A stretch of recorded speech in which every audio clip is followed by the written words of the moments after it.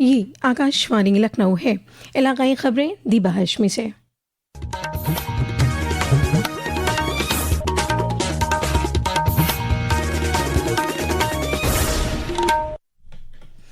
वज़ीर आला योगी आदित्यनाथ ने आज गोरखपुर में NH-24 सोनौली नौतनवा गोरखपुर रोड से माधोपुर बंधा तक ग्रीन सिटी कॉलोनी पटानिया तक 2 लेन सड़क को चौड़ा और मजबूत करने का इफ्तिताह किया।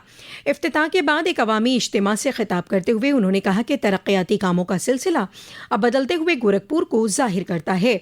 यहाँ की हर सड़क को 4 लेन वाली सड़क से जोड़ा जा रहा है और बड़े पैमाने पर फ्लाईओवर और ओवरब्रिज बनाए जा रहे हैं। जारी तरक्याती काम और उसके नतीजे में जिंदगी की आसानी ने गोरखपुर को एक नई शिनाख्त दी है। हुकूमत हर शहरी के लिए जिंदगी की आसानी को यकीनी बनाने के लिए पुरज़्म है। वज़ीर आला ने कहा कि इस इलाके में लोग अरसे दराज से रह रहे हैं। यहाँ कई स्कूल भी वाक़े हैं, ताहम सड़क तंग होने की वजह से लोगों को आने जाने में काफ़ी मुश्किलात का सामना करना पड़ता था। भारी गाड़ियाँ यहाँ आने से कासिर थीं। तकरीबन 70 करोड़ रुपए की लागत से तकरीबन 2 किलोमीटर तवील इस सड़क की तामीर से बहुत से मसाइल हल हो गए हैं। इससे लोगों की नक़्लो हरकत में आसानी हुई है और पानी जमा होने का मसला भी ख़त्म हुआ है।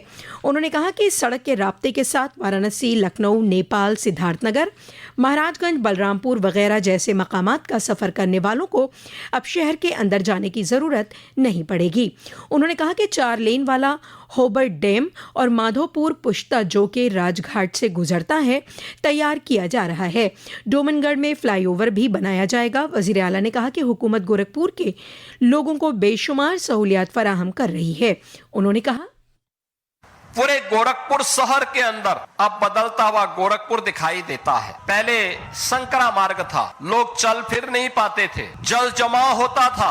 अब विकास के ढेर सारे कार्य आज गोरखपुर को एक नई पहचान दिला रहे हैं। आज गोरखपुर का हर मार्ग 4 लेन की सड़क से जुड़ चुका है। फ्लाईओवर बन रहे हैं, बहुत सारे बन करके तैयार हो भी गए हैं। तो ये सभी कार्य इसलिए जिससे आपके जीवन में सुगमता हो, आसानी हो, आपको इन सभी सुविधाओं का लाभ प्राप्त हो सके।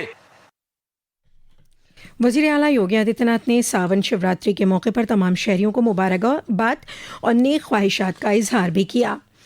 उत्तर प्रदेश में रियासत भर के तमाम मदारिस पुरजोश अंदाज में हर घर में तिरंगा मुहिम से मुतल्लिक़ तक़रीबात का एहतमाम करेंगे। अक़लियती बहबूद के वज़ीर दानिश अंसारी ने हिदायत दी है कि मदारिस में ज़ेर तालीम तलबा और नौजवानों को मुहिम में हिस्सा लेने की तरग़ीब दी जाए। उन्होंने कहा कि रियासत के मदारिस में कौमी परचम लहराने, कौमी तिराना गाने, हुब्बुल वतनी की सरगर्मियाँ और अज़ीम आज़ादी पसंदों की खिदमत को उजागर करने वाले बेदारी के इक़दामात से मुतल्लिक़ प्रोग्राम भी मुनक़िद किए जाएंगे।